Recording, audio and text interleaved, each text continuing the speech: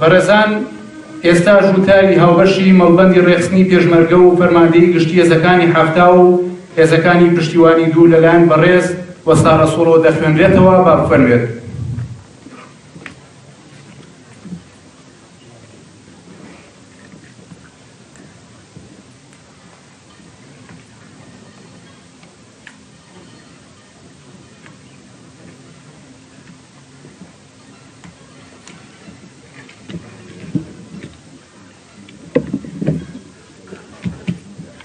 بەڕێزان بنەماڵە ئازیز و گەورەکەی کاکە نەوشیروان، هەباڵان و هاوسەنگەران و خەباتجێڕانی یەکێتی نیشتیمانی کوردستان، لایەنە سیاسیەکان، خوشکان، برایان، ئامادەبوانی بەڕێز، ئەمڕۆ ئێمە بە دڵێکی پڕخەمەوە بە ناوی فەرماندەیی گشتی هێزەکانی هەفتا و مەڵبەندی ڕێخستنی پێشمەرگە و سەرۆکایەتی هێزەکانی پشتیوانی دوو تێگڕای ئەفسەر و پێشمەرگەکانمان، تێگڕای کابیرەکان هاتووین لەم چلەوانەیە هاوخەمی خۆمان بە ئێوەی بنەماڵەی کاکە نەوشیروان ڕابگەێنین.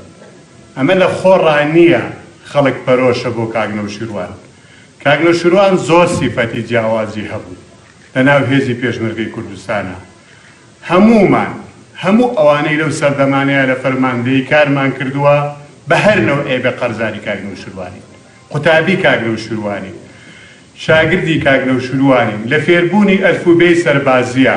هەمومان شتێک لە کاک نەوشیروان لە دوور و نزیک لە بواری ڕێز و ئەحترام و ڕێزگرتنی کاروباری ڕێخستنی سیاسی کە ئەو کاتە من بەندە خۆمێکێک بووم لەوەی لە مەڵبەندی پێشمەرگە کاری ڕێخستنم دەکرد. کەسم نەبینی بەقەت کاک نەوشیروان ڕێز لە پرانسیپەکانی یەکێتی نیشتیمانی کوردستان بگرێت، سزای ئەوەی کە خۆی فەریقی یەکەمی ڕوکن، کادیرێکی سەربازی بەتوانە، مامۆستایەکی سەربازی بەتوانە، بەڵام لە بۆ حیزبەکەشی هەمیشە لە پرانسیپی حیزبە ڕێزی دەگرت و لای نەیەدا. هەندە ماندوو بۆ بەهێزی پێشمەرگەی کوردستانەوە. من ناتوانم لێرە بە زمان ماندووبوونی کاک نەوشیروان بۆ ئێوە بەیان بکەم، مەگەر خۆزگە لە خۆزگاداران جەنابی مام جەلال مابوایە و ئێستا لێرە باسی ڕەفیقە عەزیزەکەی بکردایە کە کاک نەوشیروان فواد مەستیە.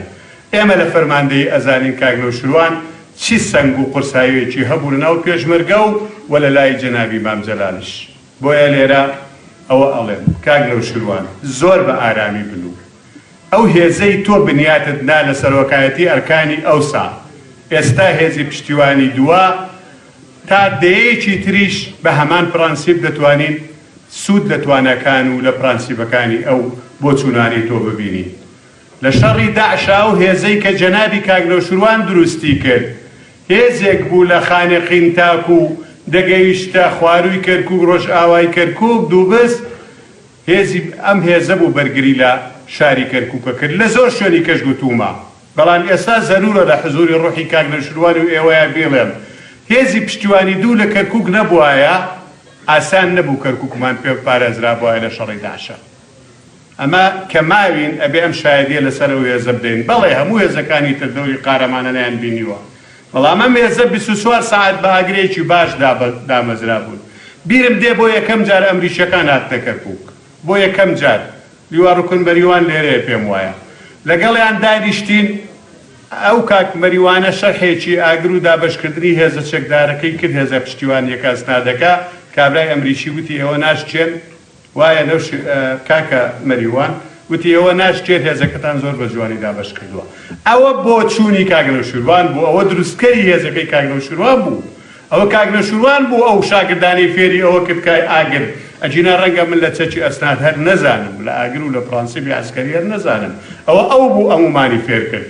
بۆیە ئێمە لەم چلەوانەیە هەرچی بڵێن و هەرچی لەسەر کاک نەوشیروان بڵێن نەمانتوانیوە. ئەمەندە لە ئاستی گەورەی و سەنگ و ئەحترام و ڕێزی و تێکۆشانی و خۆی ئەم پیاوە باز بکەین.